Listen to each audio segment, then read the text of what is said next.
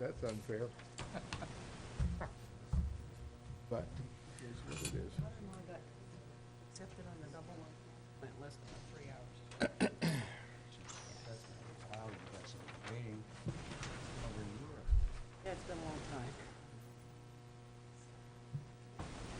They're eating dinner at Juniper Grill and I'm hungry.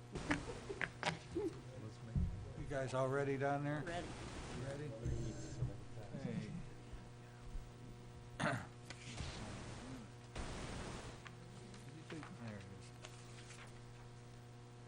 Good evening. Call the October 17th, 2017 Murraysville Planning Commission meeting to order. Would you please all rise for the Pledge of Allegiance? Pledge allegiance To the flag of the United States of America and to the republic for which it stands, one nation, under God, indivisible, with liberty and justice for all. That's good. Penny, would you please call the roll? Zach Kensler, Here. Joey Grant, Yep. Here. Brett Franklin, Ed Patrick, Jane Hoy, Here. Frank Mazika, Here. Alan Cohen, Here. and Seth Adair. Here. We have a period for public comment on the agenda. Does anyone wish to bring anything to the attention of the Planning Commission that is not on the agenda this evening? Oh, okay. We have, first item is an advisory for the Franklin Regional School District, the Sloan Elementary additions and alterations. Is someone representing the applicant? Actually, all are, but I'll start us off. And you are. My name is Cassie Renninger, and I'm with VEBH Architects, and I'm one of the architects working with the school district on the plans for the elementary campus across the road. So we are, thank you guys for taking the time to meet with us tonight. I'm sure this will be one of many meetings that we have, and it's a great opportunity for us to spend some time with you, getting you updated as to where we are with the process and the project, and give you some information. You have some drawings in front of you, but we brought a few other ones here just for conversation purposes. So I'm going to start off by giving us just a little bit of a background of the project and what the plans are. We've been working with the district for about 1.5 years now. We went through the process of a feasibility study looking intensively at all of the district's facilities and grounds. Ultimately, the district decided to go forward with an elementary project which consolidates all of the elementary students onto the Sloan campus across the road. And in doing so, we would be creating a K-2 building by renovating the existing Sloan building and some small additions, and building a new 3-5 building. And the district really looks at this as a very special site and wants to, not only are there advantages to the educational program for the buildings to be kind of organized this way, but they really want to have all of the elementary students within the district to have the opportunity that this site affords, which is more open space, more green space, opportunities for outdoor learning, classrooms, and that will support an environmentally focused curriculum.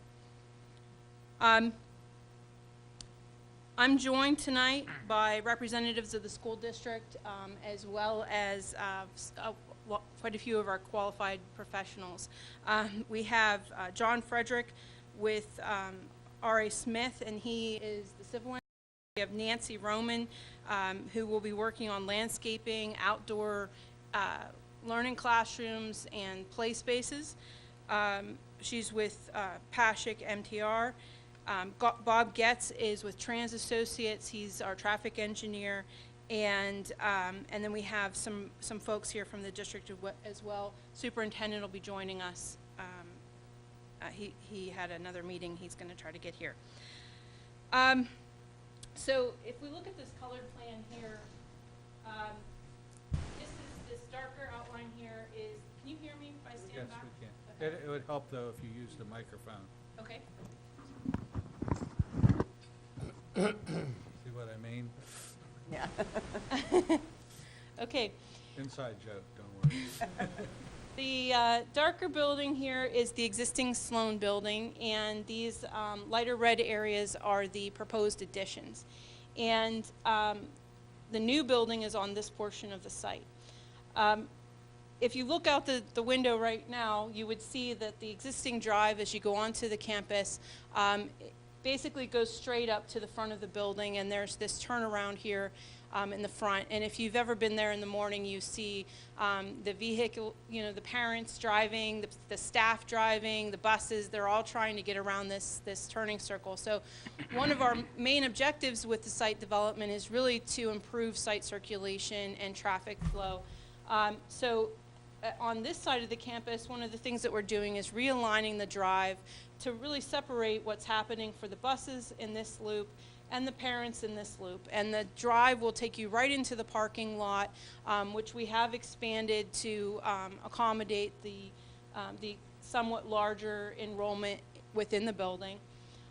We have a longer queuing space for the parents at both drop off and pick up. And if you're a parent, you recognize the importance of that if you pick up and drop off.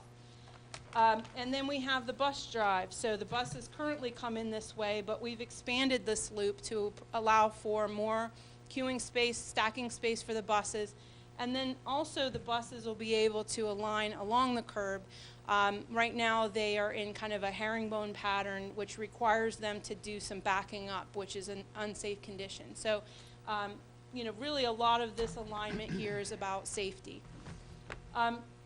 If you look at this side of the campus where we're proposing the new building, one of the things that you can't really tell from this drawing, and maybe you picked it up on the drawings that were submitted, but this is a sloping hill. So one of the characteristics of this building is we're actually building it into the hill so that we have an entrance at the upper level on this side of the building and an entrance to the building on the lower level.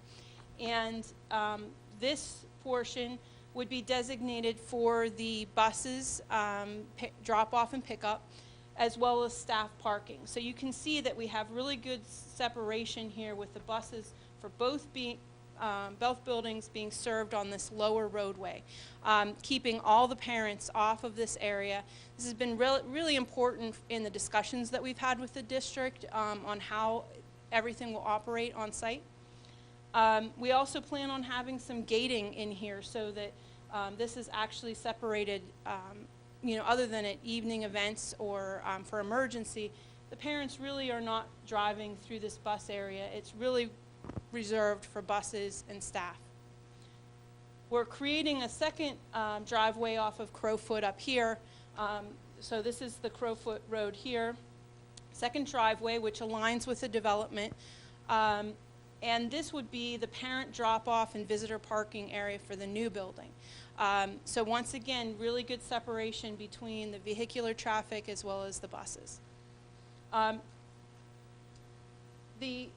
As I mentioned, the site is, so the existing building serves grades K2. The new building is 3-5, and this would accommodate all of the elementary school students for the district on this campus. There's a lot of opportunities with this site. We have the Haymaker Run, which parallels Sardis down here, and we also have the tributary or the stream that is in between the two properties. And so one of the things that really is an advantage to this site is that this area offers a lot of opportunities for environmental education. And this plan doesn't really go into that level of detail yet, showing what might be happening down here, but there's opportunities for improving the bridge that crosses the stream so that it's accessible from both sides and handicap accessible potentially, or planned to be handicap accessible. Outdoor play spaces or outdoor classroom spaces in the central area that can be used by both student populations. There's a lot of potential here for integrating the environment into their curriculum. One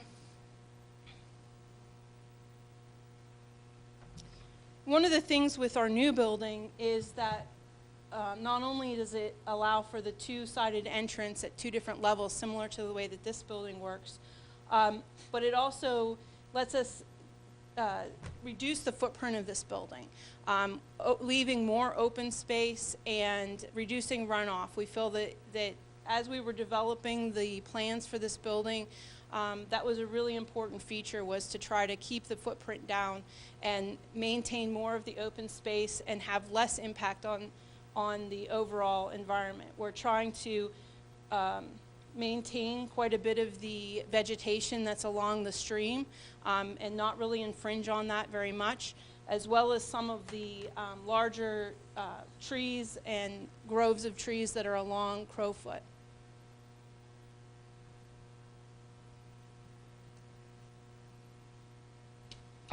As we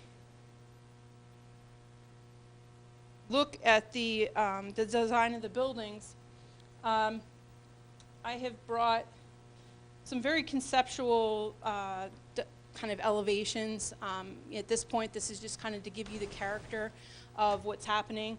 But I think one of the things I failed to mention, actually I'll go back here, is as we realign this drive and move the, or improve the parking lot and the drive on the side, with this addition, we're reorienting the front of the building to the side. So we're building a new front entrance here that when you come to the building, you'll be able to see it from the parking spaces, as opposed to the way it is now, where you kind of have to walk around the corner, and if you're if you're handicapped, there's really not adequate spaces for you to park near the entrance. So all of that will be accommodated in this side lot, and we'll be giving the whole kind of front door a new look to the building.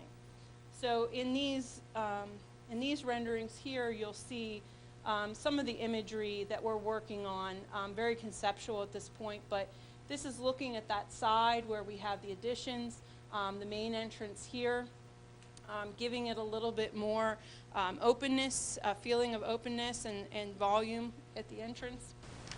This is just a close-up view of the same thing. And then looking at the existing canopies on this side of the building and giving them a kind of a fresh look as well. We're using a similar palette of materials at both buildings to really make this feel like a campus, and to use materials that are rich and kind of appropriate for this kind of a nature or environmental theme.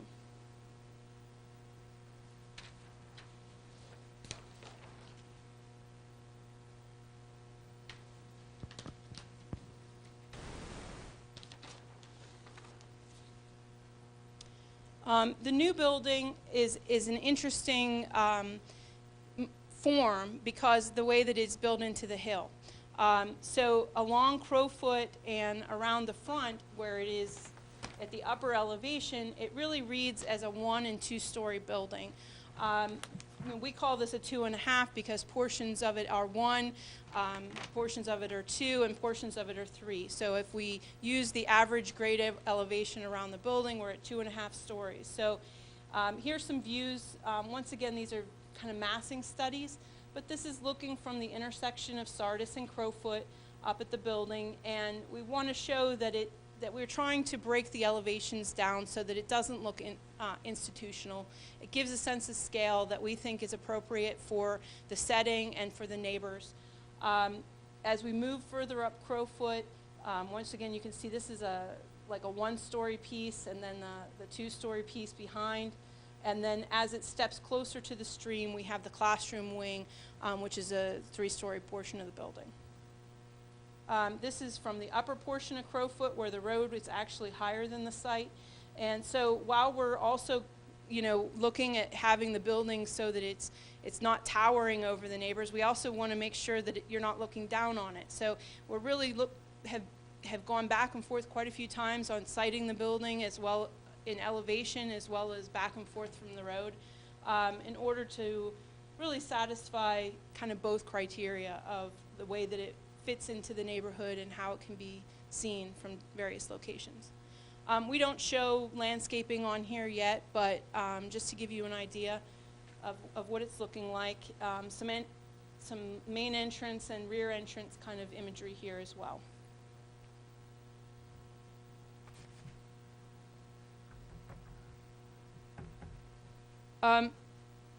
Once again, you know, we really feel that the way that the two buildings are sited and relate to each other and relate to the stream offers a lot of opportunities for the district and their environmental curriculum. And as we go to the next level with our meetings with the administration and the teachers, we certainly will be developing these site plans to show things like what's happening at the play spaces and in the outdoor classroom spaces, and it's really exciting. I'm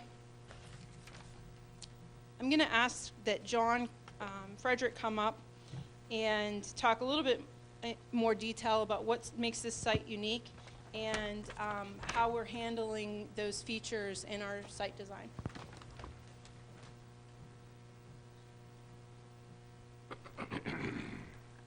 Hi, good evening. John Frederick with R.A. Smith, a civil engineering consultant for the project and also surveying consultant for the district. As Cassie indicated, the process started in 2016. We were involved with some of the site assessments at both the main district campus and secondly the Sloan campus.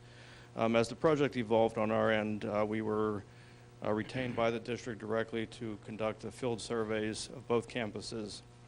The Sloan campus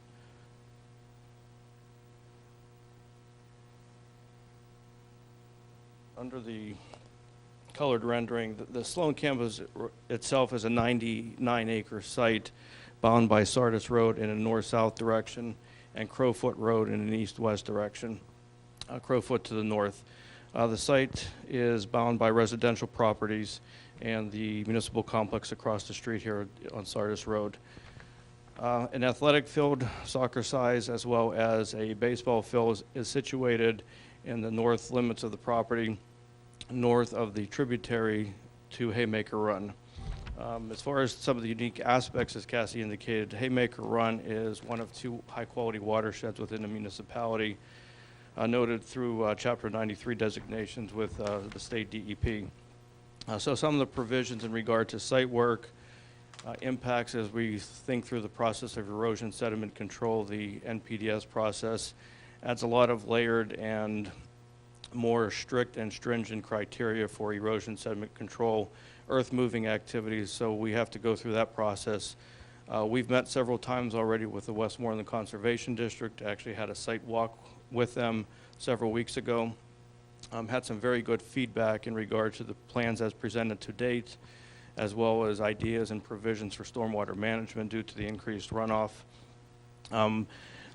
Going back and looking in total, again, the 99 acres is a pretty substantial land mass that we're dealing with. However, in looking at the majority of the property is heavily wooded. 68% of the current property is wooded.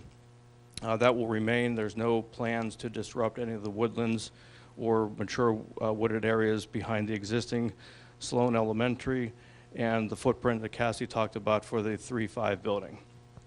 We will be working with the district, Conservation District as well, discussing and planning for riparian buffers due to the high quality watershed in the tributary. The tributary here coming from the upper Crowfoot area.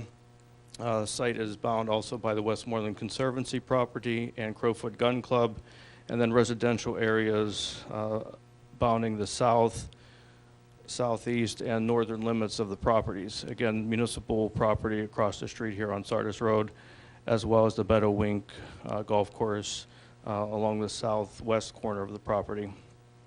Sloan is actually an interesting building as well. It went through 3 expansions. So the initial building, which is the northeast corner, was built in 59.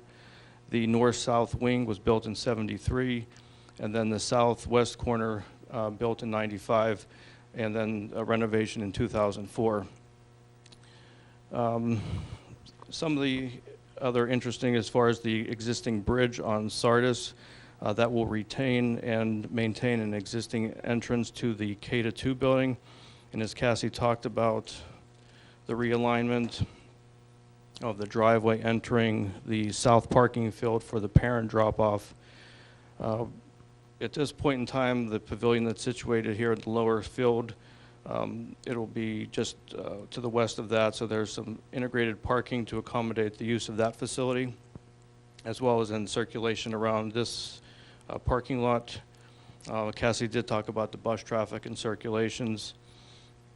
Topography is, again, one of the significant challenges of the site as well, and the nature and the placement of the building, the multiple stories that we talked about, the use of the topography to site the building as far as ingress, egress, lower level, mid-level. The soccer field today basically is this footprint of this upper parking lot, and about at grade what it is now. It's about 1018, and that would be aligned with the mid-level of the 3 to 5 building, and then the lower level, about 1004, sitting almost at where the existing ball field is today. Crowfoot Road climbs from the Crowfoot Bridge Deck at the intersection of Sardis Road, and one alignment here as far as a change or an improvement is the current drive on Crowfoot is aligned here along this north-south connector road, and we've moved the entrance, the new planned entrance, about 100 feet to the west to accommodate additional stacking distance for the approach to Sardis Road. Crowfoot Road continues to climb from about 990 at the bridge deck to about 1004 at the entrance, to a high of about 1041 through the midpoint of the property, and drops back down again to the intersection of North Lawn Circle at about 1023. And then the drive aligned with North Lawn Circle falls back into the site about to the elevation of the 1018. Again, the process to date, we've done an extensive wetland mitigation and delineation study. There are 8 wetlands found on site as far as the delineation. There will be a planned impact to 2 of those wetlands of about 0.14 acres. We were planning to improve and mitigate that wetland impact on this side and work with the stream of Haymaker Run, working with the Conservation District and also the riparian buffer requirements with a high-quality watershed and some of the impacts along this corridor. We would work to replace a riparian buffer along this corridor in regard to the kind of developing a natural native type wooded area based on the offsets from the existing Haymaker Run to enhance the quality of the watershed and also meet the requirements of the Chapter 105 permits associated with the provisions of the high quality watershed. Some other things that have been done to date, we've definitely gone through an extensive utility analysis with all the utility companies and providers, working with Franklin Township Municipal Sanitary Authority for EDU allocations and planning modules, working with West Penn Power, Windstream, as well as the Westmoreland Water Authority. We've done flow tests along Crowfoot Road and assessed the fire hydrants and flow. We've met early on back in August. We were with the volunteer fire company down in Station 20. Met with the line staff and Chief Sinan. Actually incorporated some of their discussions and ideas into the plan. We looked at the turn movements in this area here and looked at the accessibility or direct route from the service drive to the front of the building here, and have accommodated that as well. Fire truck access to the lower service area, as well as attack trucks along the top. So we had a lot of good discussions and dialogue. We even went as far as placing and working on fire hydrant locations.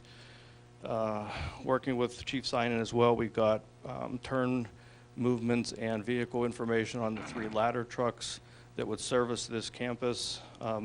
Ours at Station 20, as well as Holiday Park and I believe Monroeville, are the 3 ladder trucks that would arrive at this campus. So we've looked at those turn movements, accommodated those vehicles.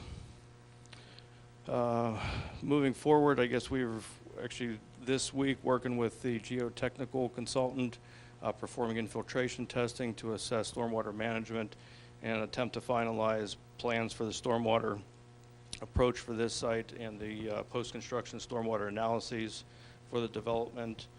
Again, trying to promote as much infiltration as possible. Things moving forward, I guess, as we progress through the process, we are hopeful to come back in front of this commission here and present plans later this year in the hopes that we could get in front of council at the earliest part of 2018 after the reorganization of council. That's the highlight of the existing conditions. Again, some of the unique characteristics of the property, the size of the property, the extent of the woodlands that will remain untouched. Some of the parking analyses that we're looking at, parking is based on a couple items in the ordinance, looking at the provisions for a parking space per 20 students as well as one per staff, and a second requirement in regard to a parking space allocated per 3 seats of assembly seating accommodations. So both of those requirements will be evaluated as we work through the process in regard to the final footprints of the building, size of assembly space. The plans as submitted currently show about 400 parking spaces, so that is roughly a goal as we move forward for total parking for both buildings. Each building is accounted for within its own footprint. 3 to 5 parking here is parking to the east and west of the 3-5, as well as then the southern parking for the K-2 building. And we've also incorporated overflow parking along the entry drive and this loop road here for the bus traffic. But again, the total parking, the goal, as we refine plans and get more detailed information of the internal workings of the building, again, the goal was about 400 parking spaces as we move through the process. Any other questions or comments, or do you want to turn it over to Bob? Bob Getz from Trans.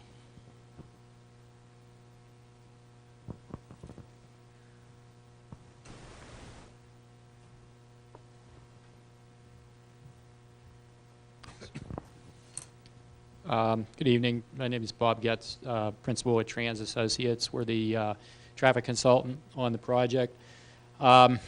I just put a board up here with a schematic showing the study area that is being considered for the school project. The scope of the study was set by the municipal traffic engineer and included the intersections of School Road and Sardis, Sardis and Bulltown, Sardis and the existing school driveway and the driveway to this facility, Sardis and Crowfoot Road, the existing school driveway off Crowfoot Road, and then the proposed driveway that you heard Cassie talk about further back Crowfoot Road opposite Longview Court.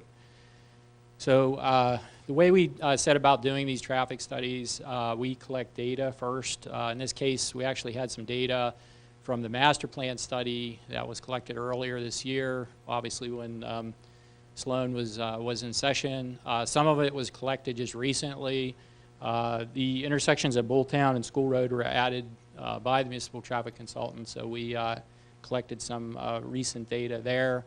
We take a look at the morning peak hour and the afternoon peak hour. So for this facility, the arrival times and dismissal times will coincide or be fairly the same.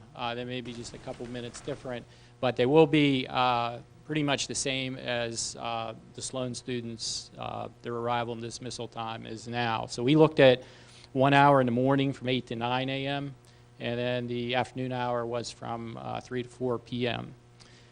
So this is probably pretty hard to read, but what it shows is this is a snapshot of projected volumes for the year 2030. Per your ordinance, we had to look at an opening year of this facility and then also 10 years out. So this is the 10-year lookout. And then what we do is do a capacity analysis and determine is any mitigation needed, how well the intersections will work, and things like that. Just touch on a couple things. And incidentally, the study is not complete yet. I would say we're about 90% complete, but a couple things I'll touch on. I don't think anyone has spoke of before that we did look at is the proposed driveway on Crowfoot Road. We did an evaluation of the site distance up there, and it does meet your ordinance. There is sufficient site distance where it's being sited opposite Longview Court. If you look to the right, there is a horizontal curve. However, there's adequate sight distance because their driveway would be situated more on the outside of that horizontal curve, so we can see that. And then sight distance looking to the left is also sufficient as well. We're looking at things like bus traffic in addition to just car traffic. And again, I think this was touched on earlier, but the actual number of buses, since this new facility essentially replaces New Lundsburg and Heritage Elementary Schools, both those schools combined have 860 students in them, and they have approximately 25 school buses serving both schools. Because of some of the efficiencies due to the routing of this new facility, and incidentally, they'll be using, these students will be using the same buses, K through 5, to both facilities. We anticipate, well, today there's about 14 buses coming and going in the morning and afternoon from Sloan. So that will increase by approximately 16 buses. So we'll have a total of about 30 bus trips to and from the school in the morning and the afternoon.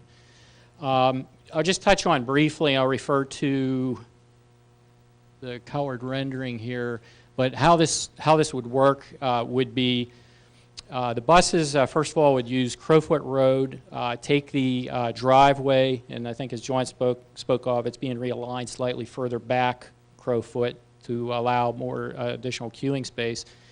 And then the buses would discharge students at the K through 2 facility.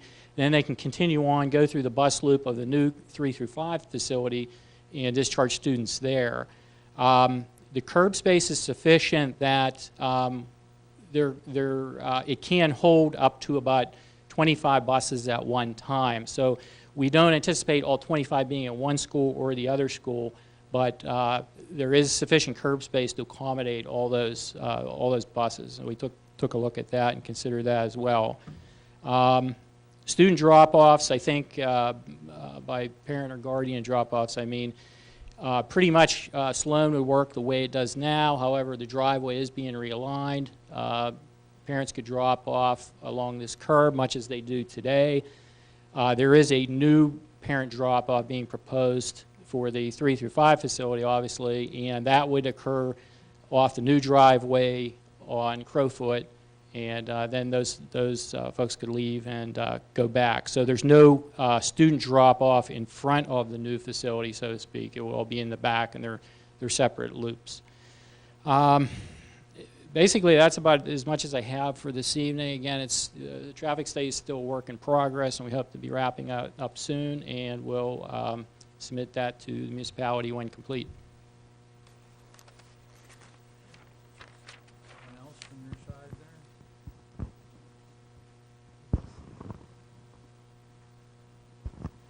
Good evening. I'll be brief. I know you're busy, and you want to thank you for the opportunity to be here tonight. I'm Jamie Prino. I'm the superintendent of schools of Franklin Regional. I know that what we're talking about are changes to this community and how things operate.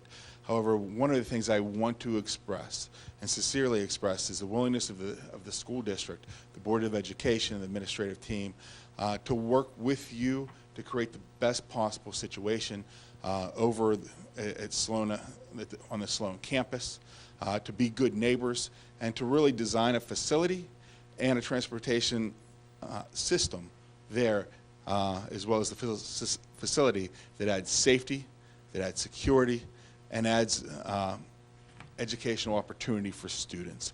And so please rest assured, as you have feedback to us, we will be taking that very seriously, listening to ways that we can continue to improve what we do for students here. And so I just want to thank you for your time and your dedication and commitment to this community.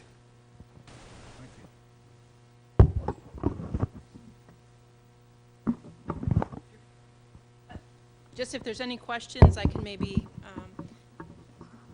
answer or bring the right person up for you. Well, we'll get into that, I'm sure. Okay? I was listening to all the various consultants, becomes apparent that this is a very large project for the municipality to manage and for us to manage, that they have timely approvals and reasonable feedback to the various elements. There are many elements to this project: transportation, fire safety, parking, land use. I'm just wondering, I'm thinking out loud here, do we want to kind of break this down into various components to talk about this so that they don't have to bring their whole army with them every night as we get into more detailed review of this? You know, maybe one night talk about traffic, parking, circulation, probably the biggest thing. One night with the architect on, you know, another night with the architect and the building planning and what that looks like. Landscaping might be someone else, so that, you know, kind of divide this up into pieces. Just a suggestion or a thought. I don't know. I think you have to. And I think maybe if you look at it and look at your division, and I saw about 5 to 6, maybe there are 2 of them that we do in one night. Yeah. The other ones pretty much need a night themselves. The flow and parking and that sort of thing certainly needs one. And, yeah. Well, maybe leave that to Mr. Cohen and his cohorts to Organize that. organize that. Right, there are also potentially 4 different applications that are being considered here. Conditional use for the actual new school, which is a conditional use in the residential district. The major excavation, perhaps the wetlands, and then the site plan, which could be either a phased plan or a one-shot plan. We'll leave that up to you and with the district representatives to kind of Actually, figure that Alan, out. 3, right, because there's already a school there, so. No, this is a new Pardon? it's a new school, I so. understand it's a new school, but there's already a school there, so. Right, so exactly. The conditional use relative to that is gonna be pretty much whatever it is. Well, the zoning determination is that by adding a new school facility, you're changing the equation as far as potential impact to the area. Yeah, So- you gotta do the application. Right. You do So the it has to be application. I think conditional use, but Bill's it's already point been is, approved. that should not be a big deal. My point is, that's not some drawn-out affair, that's something that'll come down to us, and it either works or it don't work, and if it don't work, we gotta fix it so it does. And so I don't Right. think that we're gonna spend a huge amount of time on that conditional use. The other ones, different story. Fair. We have listen to the presentation. I know you all got copies of this, and some of you looked at it and had some thoughts. Do you want to get into those? Do you have any questions you want to ask of all this vast body of knowledge out here this evening? What the square footage of the building's gonna be? As architect?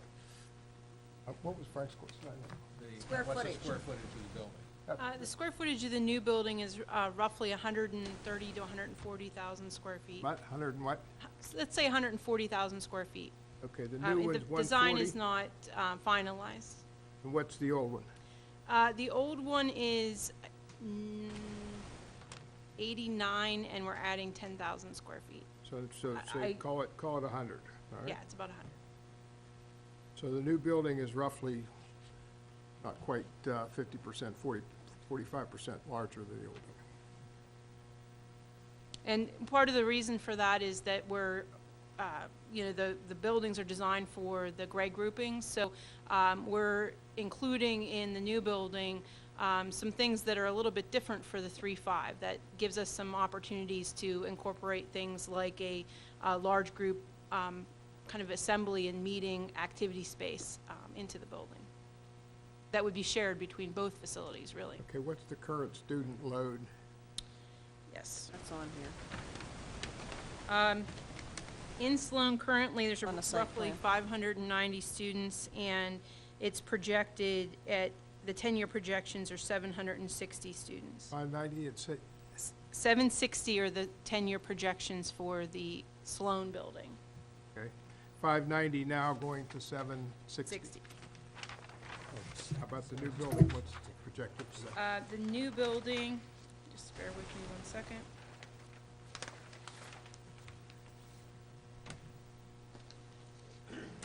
Traffic study said it was 860 students.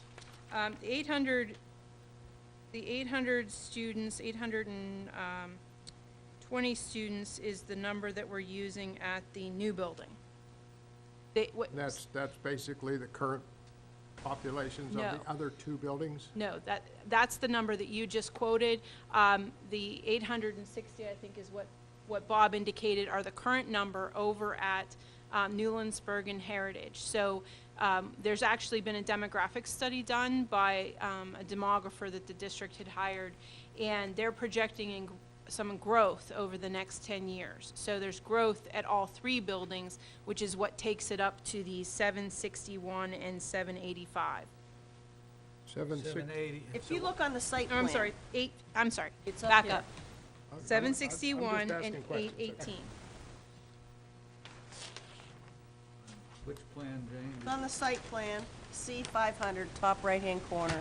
Third sheet here. Yeah. Talks about daily need, 2017 enrollment, 785 and projected 761. enrollment. That's the K through 2, and then below they've got the 3 to 5. Yes. Down in here somewhere. Top right. Okay, and the reason I asked that question is, going back to John's comment, you said the parking numbers of roughly 400 plus are based on 1 per 20 students. 1 per 25. One space for 20 students. Yeah, I understand that. Is that across any school district in here? So our The reason I'm zoning asking ordinance is stands- because all the other schools have students parking there. This school theoretically, unless there's some radical change in the law, won't have that situation. Well, it actually, because your ordinance has both the classroom staff count or the assembly, whichever's greater, it's the assembly criteria is Drives the it. one that drives the parking count. You can't get a parking space at an assembly of some I kind. don't believe that, but that's what So, you're doing. and the 400 that John indicated is actually a number that's higher than what we've calculated to be required. It's what we're targeting because we want to have a little bit more than what just your ordinance requires, but I believe that the requirement is closer to 355 spaces for the campus, but we are targeting 400.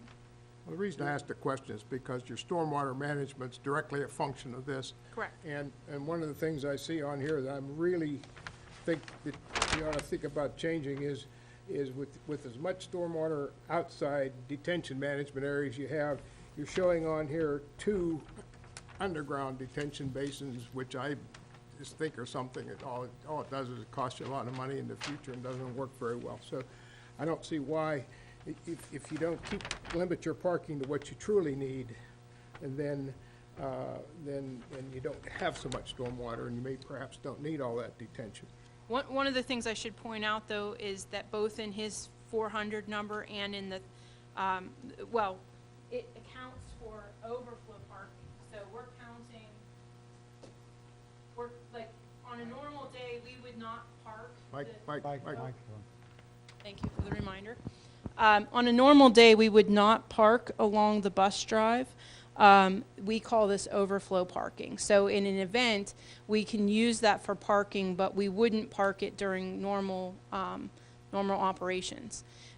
So we would pave that anyways, I guess is the idea. so, Well, following, excuse me, Go ahead, sure. just let me butt in for a moment. It seems to me a really bad idea to provide for overflow parking along the entranceway, because if you have a problem from emergency management, you have to get fire trucks or ambulances or whatever in there, and you've got the entranceway clogged up with overflow parking. It seems to me that's Well, this would be a two-way road with parking on the shoulder, like beyond the I think it's a 24-foot drive. So With people walking up and down the roadway. okay, we'll look at that. Go ahead, Bill, I'm sorry to interrupt you. Pervious, I looked at your stormwater management plan, I don't see an inch of pervious. And I see a lot of detention. I'm sorry, John? That has not But been it will be identified yet. addressed, I assume, to meet our ordinance. Yep. Final question I had, Bob, is the existing school has one main entrance at this point in time, is that right? Correct. You're gonna double that? You're gonna make two entrances at the? No. At this building? Yes. No, we have one main entrance that will be on the side. So where- These are bus, at arrival and dismissal, the buses, the students will use these doors. But they'll walk around to the side of the building to enter? No, the students will use this when they're coming from the Oh, there's bus. two entrances, right? Well, these two are there currently, yes. I understand that, but I'm saying now you will have two different entrances in the morning and two different exits in the evening There from really that is building. two now, Bill. Pardon? There's really two now. When I take my grandkids and drop them off, I come around to the side of the building and let the kids go in. The other building will have a front entrance and a rear entrance? Correct. The same basic thing. The students who are either arriving or dismissing on bus will use the rear door, and the ones that are coming from with their parents will use the front door. After that window of time when the buses are there, the back doors or the secondary doors all are locked. Who's going to use, for the new school, the 3 to 5, the larger parking lot will be at the lower grade. If that loop is not to be used by parents, what is all that parking going to be used for? That'll be used by staff. For both facilities? Potentially for both facilities. We want to, one of the things that the district wants to achieve is at pickup in the afternoon, they want parents to be able to park and come in and sign their students out. So a good portion of the parking is to accommodate that at both this lot and this lot. So some of the staff from this building could be parked here, or on a day when there's a event, if they're doing a kindergarten program or whatever, these teachers may be asked to park over in this lot so that all of this lot can become available for parents.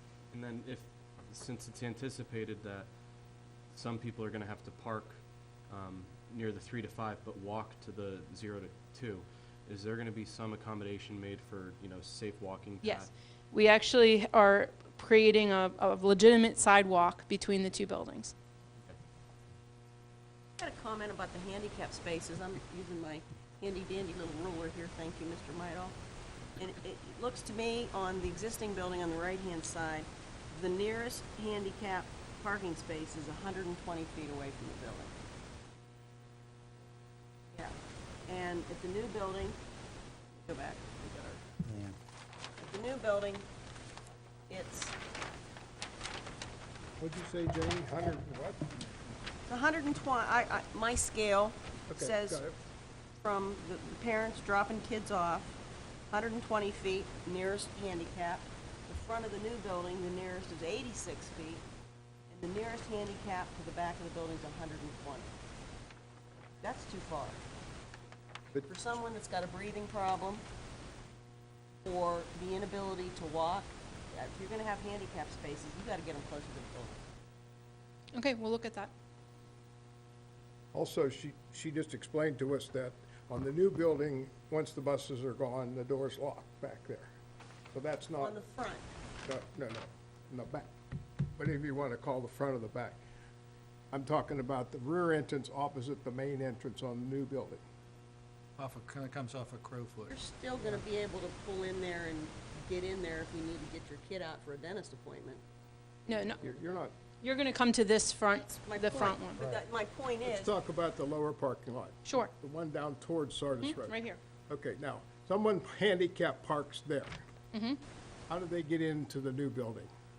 Well, if they're a staff member and this is where they're parking and they're handicapped, the doors in the back will have card readers on them that would allow for whatever staff the district finds appropriate to park back here and use this door, whether they're handicapped or not. Where is If that you're- door, man? Right back here. How far Oh, is wow, that? that's way back How far there. is that, Janie? That's not from the building. Well, And we it's- get our little And scale it's out. likely all uphill, That too. was 86 to there, so, yeah, It is all 300 uphill. feet. Here, this is 80. 160. It's a fur piece. 20. I have a problem with that. Maybe you Does might have want to to look be at where tweaked. the location of the Right. handicap parking. And I see opportunities there where you can put handicap parking closer to the building. On both sites. Well, we'll look at that, yeah. Please. I would also comment that on the 3 to 5 side, where the parents are going to be dropping off their kids, there's only 6 handicap parking spots for that whole drop-off area for the 3 to 5, as opposed to there being a higher concentration at the bottom. I don't know if it might be more appropriate to have a little more up top for Okay. parents with handicap Yeah, I think children. these numbers are generated by a percentage of the spots within each lot, but we can look at, possibly, shedding one side or the other. You talked about earlier when we questioned the number of parking spaces, and Mm-hmm. you indicated what you were basing this on,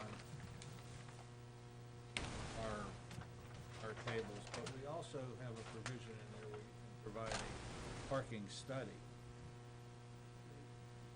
to see whether or not the number of spaces that you're talking about are really necessary.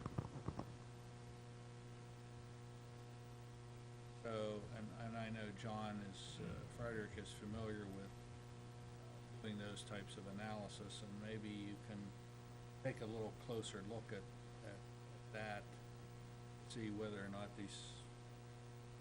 how many spaces are really needed at each facility. I understand you're thinking there's some shared between buildings. Well, I think we were planning that each building would be able to satisfy its own requirements with parking, but we recognize that when there is an open house or some sort of a assembly, that, there is not enough we could put, 200 more parking spaces on this, and it probably would still feel like there aren't enough.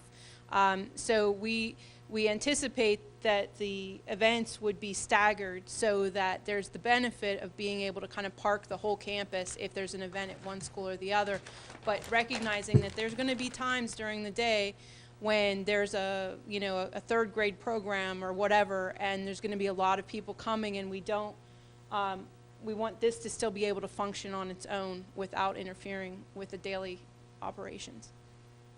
Not being familiar with the goings-on at events at elementary schools, I see you're talking about each assembly building Sloan is gonna have 500, and the 3 to 5 is 560.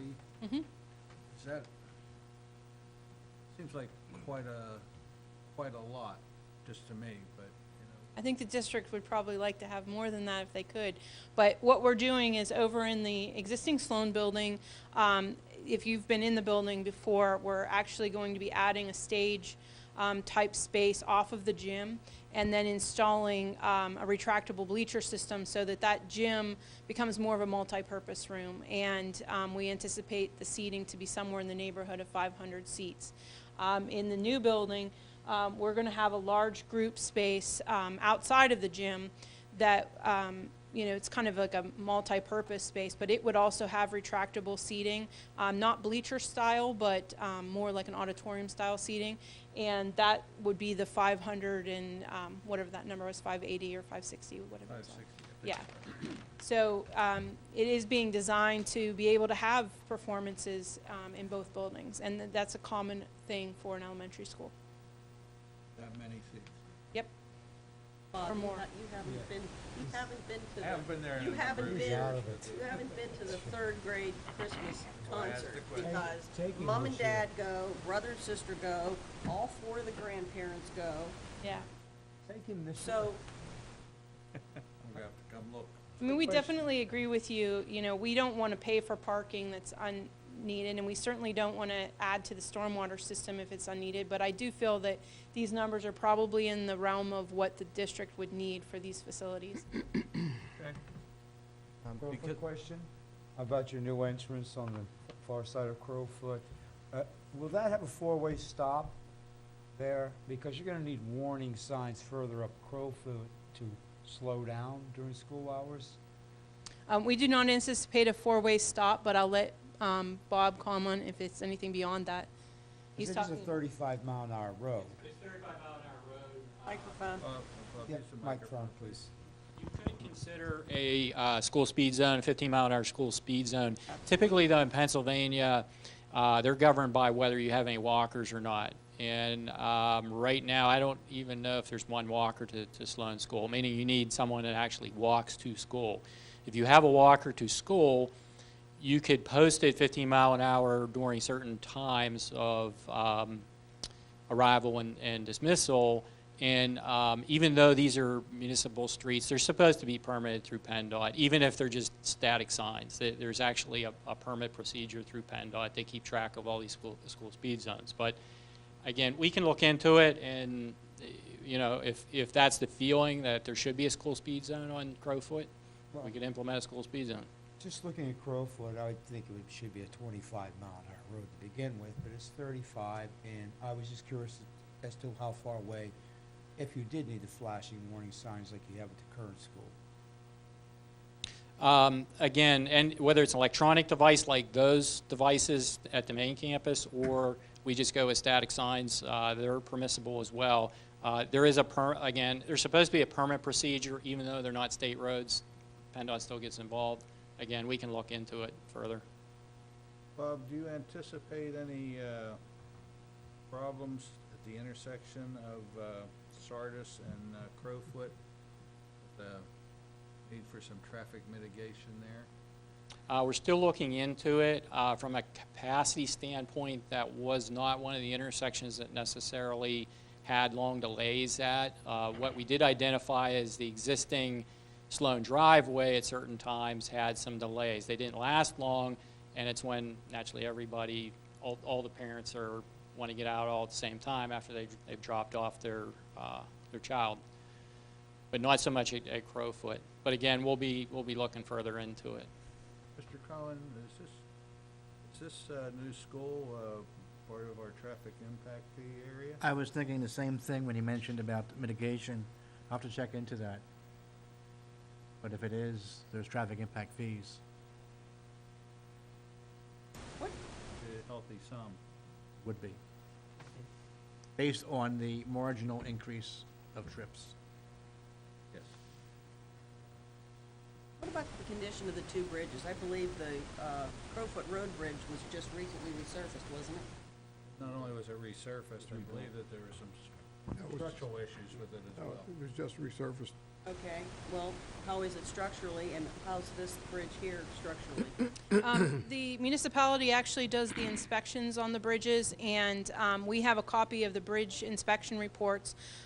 There was approximately, I think one of the bridges had about $15,000 worth of recommended repairs, and the other one was in the neighbor of $13,000.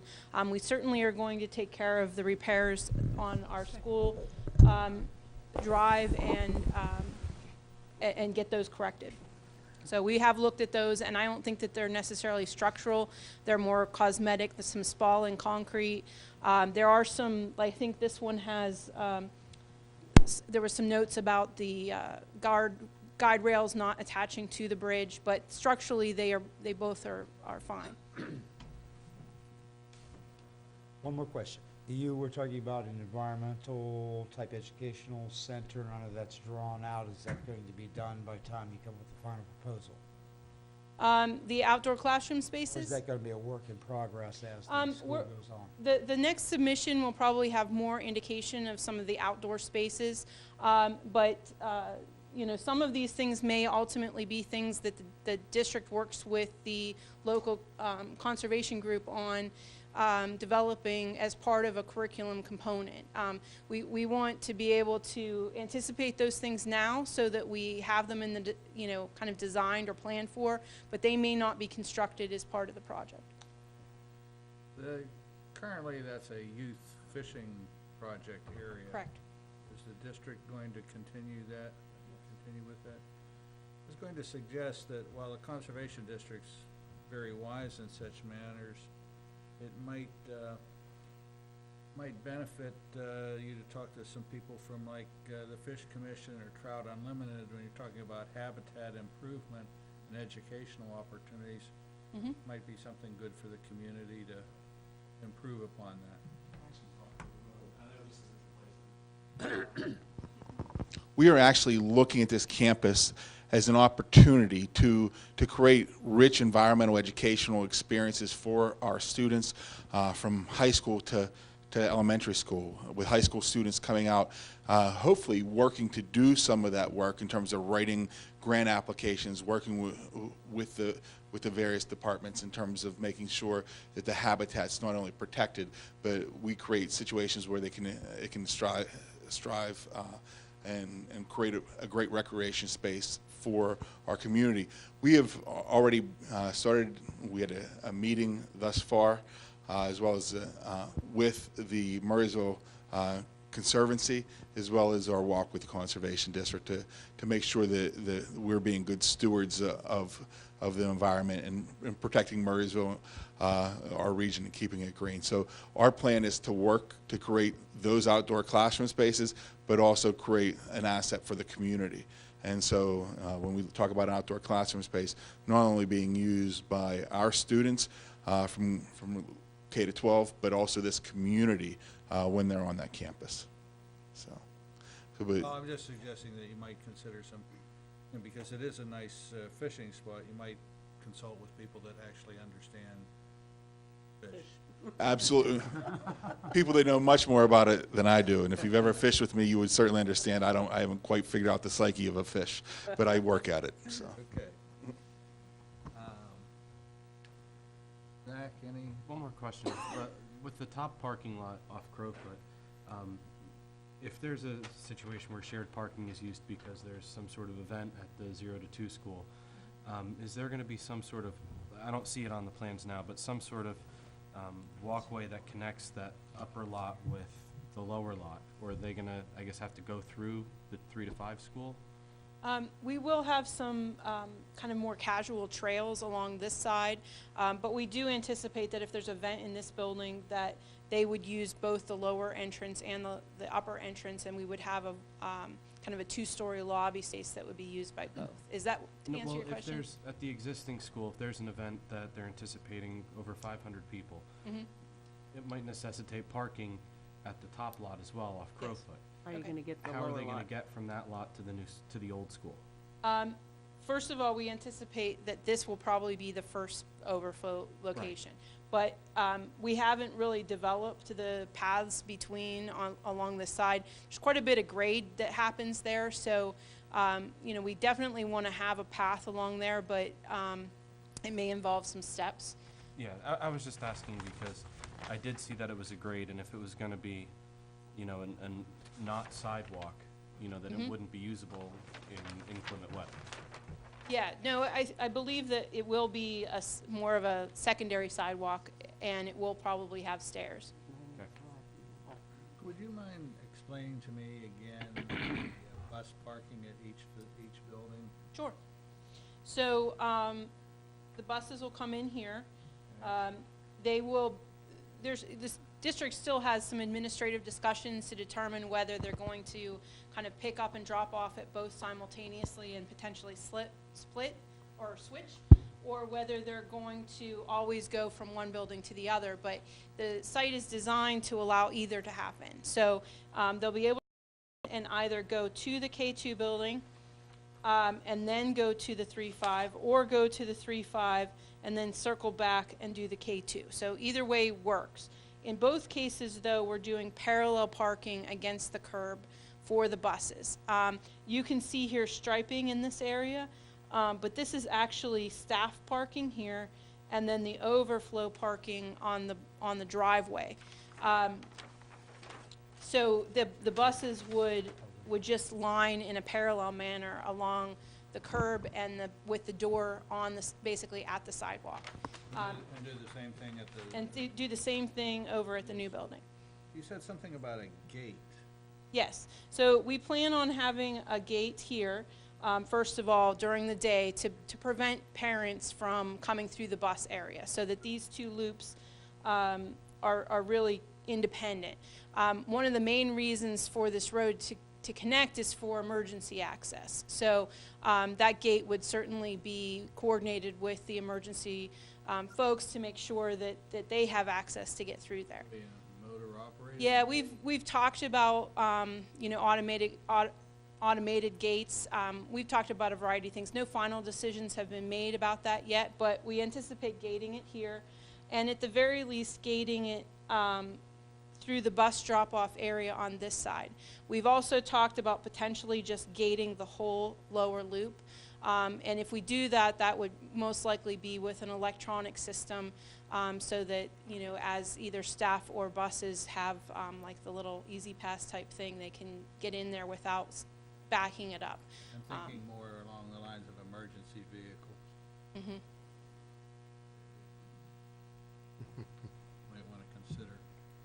Okay. Bill, anything else? Any other comments or questions No, at this point? one final comment. I listened to the traffic guy, but it seems to me that if we're gonna double the number of buses passing through the intersection of Sardis Road and Crowfoot in an hour in the morning and an hour at night, and we don't think that that's gonna dramatically change that intersection, I think we're missing the boat. Jane, anything else? Nope. I'm good, thanks. Just Okay. from a Yeah. procedural standpoint, the deadline for submission for a meeting is 4 weeks before the first meeting for the application, which means you're really shooting for the first Tuesday in December as the earliest meeting, next meeting for submission, 4 weeks before that date. If we do go to this step-by-step process with different topics, we would also request the school district to provide a time waiver, because we have limitations on the amount of time.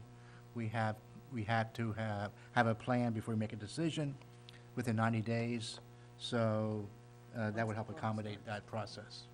But, I don't know, maybe the traffic study would be done early enough that we could, you know, move some of this stuff up front and get some of it out of the way, perhaps.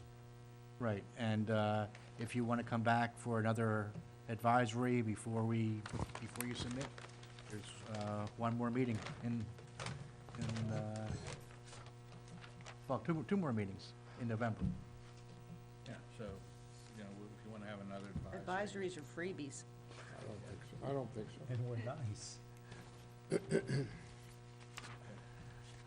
Anything else on this subject? Nope. Thank you all for coming out and Thank you. Thank you for giving letting us us. some presentation. Thank you. And look forward to seeing you again. I'm gonna keep that drawing if you don't mind. Okay, the next item is the S1116, the Bella Melise. Someone representing that?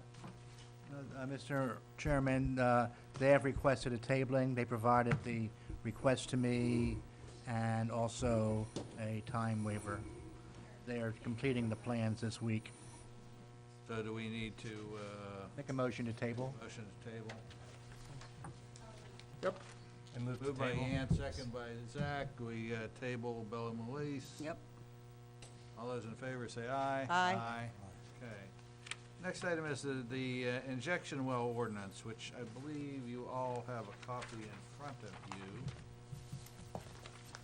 And it seems that it's pretty simple. It's making it a conditional use. It has to be a conditional use in the business district. And these are the standards that are in the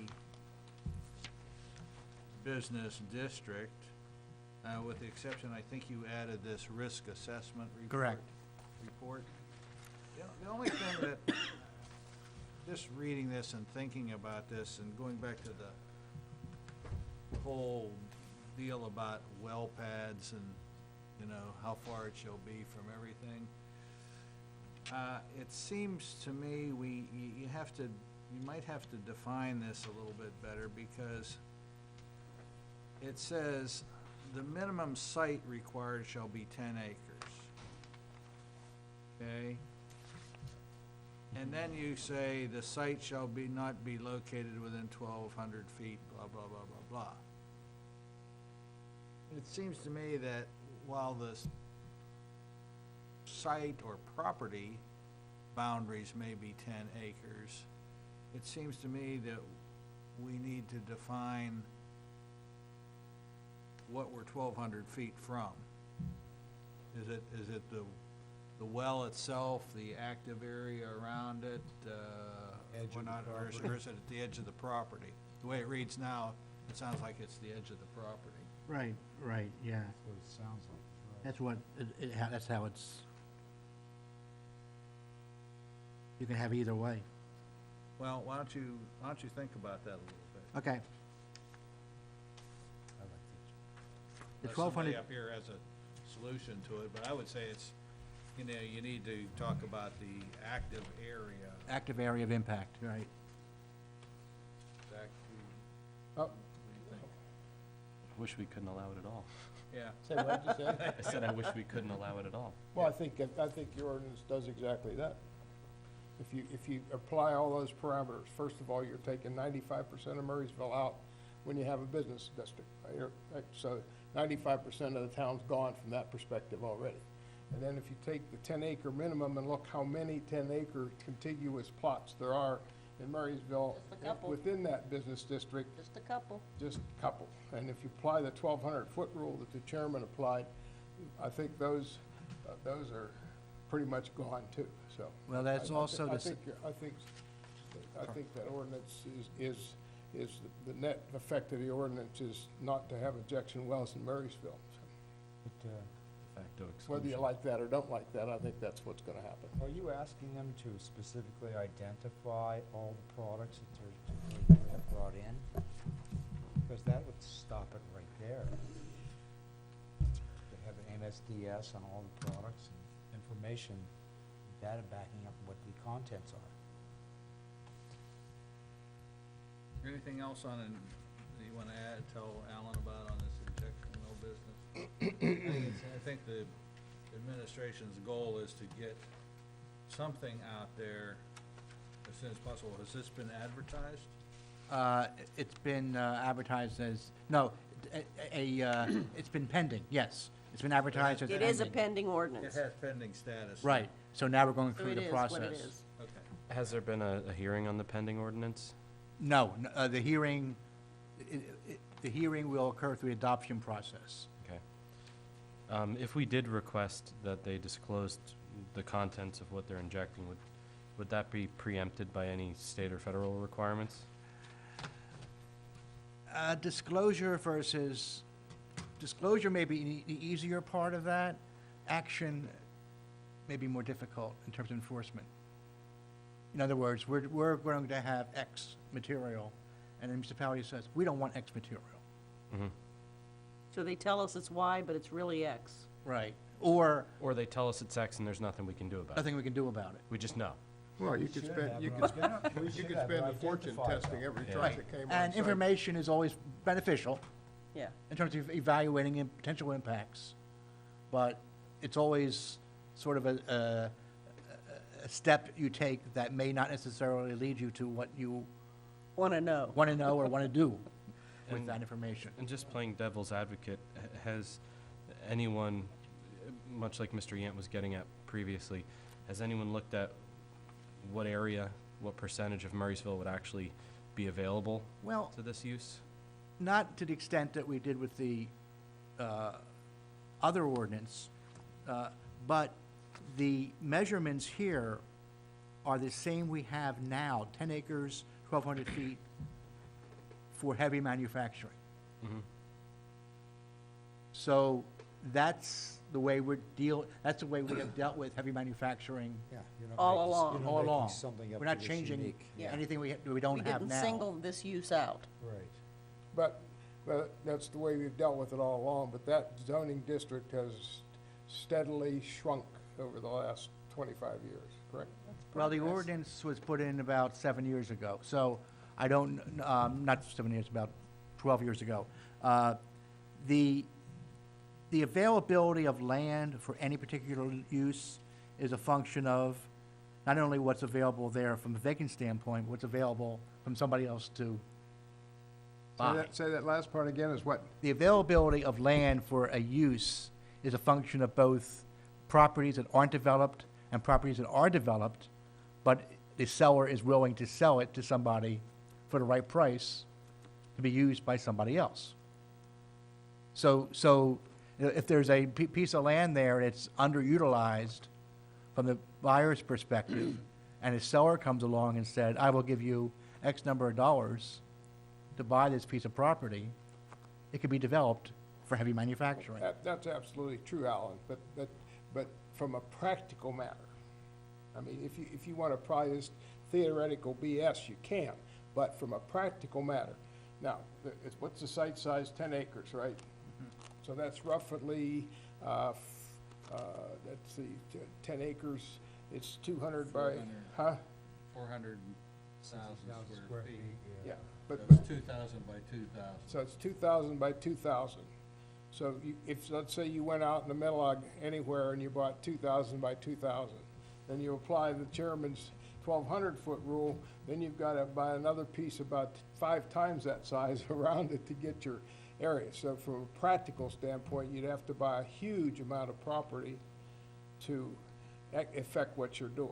So Right, and that's how, from a land use planning perspective, from the comprehensive plan, that's how Murraysville views heavy manufacturing. I understand that, but my point is that though, you can do anything you want to here, but if you say this is not an ordinance, it's gonna prevent them from coming here, then you refuse to look at the practical side of it. So, looking at the theoretical side. That's all right, I'm just saying that you're exactly right, but from a practical perspective, it'd be much cheaper to put it anywhere else. And therein lies the purpose. Well, the community has the ability to rezone more property as B. Yes. I'm just saying that is also, That's a prerogative. it's a prerogative the community has. At some point in time, and maybe not that far away, all the B properties will be developed. Yes, they will. And then the municipality looks at it and saying, what do we do next? And at that point, we'll have two choices. We can either stagnate or change. Well, we could be forced to change if we Pardon? wanted. We can also be forced to change. Yeah, Under that's, exclusionary zoning and de facto exclusionary zoning, if you don't meet the immediate or future needs, that's true. they can request a curative amendment and make us change. That's, They can do that, Yes, they can however, do that. however, I don't think I'll be you here. know, when you, I will. many communities around that have comprehensive plans that are already pretty much developed. And so the only possible use, and they have different, just like we do, they have different zoning classifications. The only choice, if somebody wants to put a particular use in, there's no vacant ground, is to buy, as Alan pointed out, an existing piece of ground and tear it down and build something new, Or ask for a rezoning. or ask for a rezoning. So, well, is there any other comments on this? I guess the reason why I was asking that is I don't want to see this be challenged because it acts as a de facto exclusion. You can exclude zone uses, or uses of land, if you have a compelling reason to do so. If you don't have a compelling reason, Well, why don't, So I don't know if we Mr. have a Cohen, study. why don't you sit and do a little study, or have, Mr. Morrison hire the consultant again to say, well, here's where this thing Here's our could actually compelling be. reason. Nobody wants. well, I think somebody that has a little experience with the GIS could figure that out pretty Well, quick. he has a guy that did that, yes. They've already done this once. It's Right. not that difficult to do Exactly. it for this. Right. Exactly. And one approach is to adjust the measurement point, Yeah. you mentioned. Just by way of information, Mr. Morrison asked me to come to a meeting last week with Mike and their video consultant. I don't know what his proper title is, Mike, sorry. But we talked about this room and presenting things. And the current thinking is there is going to be a big screen here and a big screen there, looking out that way. Instead of this little deal here, there's going to be a more formal podium out there about where that other mic is. You know, like a high table. And there'll be some a camera right above it that guy can, instead of this easel, which I was watching the home monitor, nobody could see what was going on in the easel because his camera's out. But he'll be able, you know, they'll be able to lay their plan down, the camera can focus Like on a it. drafting table. Yeah, similar. Okay. Then, we also talked about, we're gonna have monitors up here so I that don't we. believe it. Huh? I don't believe it. So that, I don't think so. Look, think of the In my option, lifetime? think of the option, Janie, on what the chairman just said. We're gonna have a table out there with this flat on it with the camera, right? We're gonna have two big screen TVs back here. So here's the planning commission with their back to the guy that's talking, looking at what he's talking about. No, we'll be able to see it on our screen here, Oh, won't I we? thought you said you didn't want a monitor. No, no, no, I said in my Okay, lifetime. all right. yeah. Okay. I think we need, I think that we need the monitor to keep, No, I want that's- my that's- own right here. Now, we're also going to go to a wireless loop mic, right. okay? And it will have, and you will have to use this, Bill, a mute button. And when you wanna have a sidebar with Zach. Oh, that's gonna be dangerous. But the other thing, But the director is also going to be able to have a mute button in case it To gets, shut me up. in case it gets too wild. One of the things that I noted with the screens back here, people out in the audience may not be able to see the level of detail that's up here. We talked about, well, changing the font size on, you know, briefing papers and agendas and all that. But there's also the possibility of putting monitors on the side walls so that, and that has not been decided yet, that's gonna be like an option. But those big monitors, Yeah. those other things, they're gonna come down. Yeah. Did I miss anything, Mike? How about the one out in the lobby? They still gonna have that? That's gonna Oh, be, I don't know, but that's probably, you know, Mike, you might wanna follow up on that with a monitor out in the lobby so people can see, you know, for overflow crowds. the other thing, that my comment on the loop lights, is I don't know where this was, but They're maybe they're wireless. wireless, whatever you wanna call them, lavaliers, right? So you're gonna. Lapel carry a mics. body pack here, right? The lapel mic with the belt pack. The body pack, so, but I don't know where this was, but somewhere, and I saw this on one of these TV blooper shows, somebody got up from a meeting like this and went in the in the men's room and never took it off nor turned it off. Well, the camera operator will have the When he ability, came back to- into the room, the room was absolutely destroyed. the camera operator will have the ability to override that on his end and kill it. Off, okay. Yes, we didn't get into it with Bill, but yes, there is a monitor planned for out in the lobby, which will be running slides of its own, similar or the same ones as you see on Channel 19.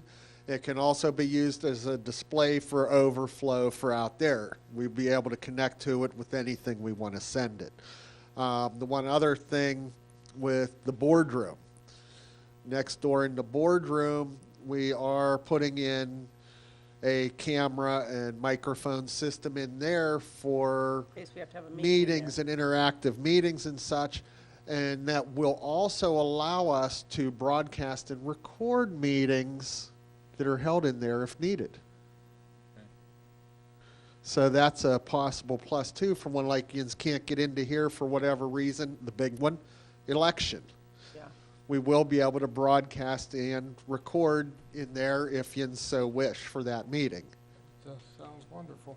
You know, I don't know if you're all aware that the school board also meets here and gets sent out Uses to the the facility. airwaves, and Yeah. of course, they have, I think, 10 people that sit up here. Yeah. I don't know how they do that, they sit on each other's lap. It's real close and personal. I've never seen a screwed up setup like this is. I mean, Morrison sits over there, the attorney sits in the middle, secretary sits there, and it's whoever Who thumped thunked this up? Murraysville way, The Bob. planning commission. No, the we were planning not commission consulted. We were not consulted, Again. yeah, but, so that was the discussion I had with them, and it sounds like, they're writing up the proposal, and Jim's. Yeah, he's getting Jim some modified numbers from our meeting with him. And once Jim gets those, then he'll be filling out the purchase order, figure a few weeks for getting equipment in. Looking at dates with Craig Card. If everything goes as planned, I would say somewhere between December and February, possibly be running the new equipment. Okay. Cool. So, That's a guesstimation. And I'm sure that once we get there, there'll be some little tweaks that'll have to be made.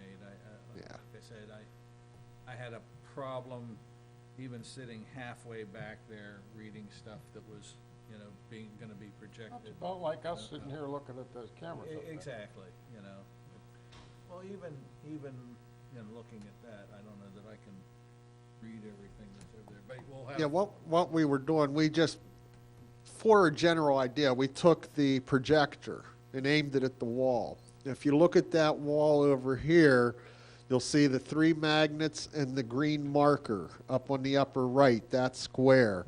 That's roughly the estimated size that will be projected on both of the whiteboards behind you.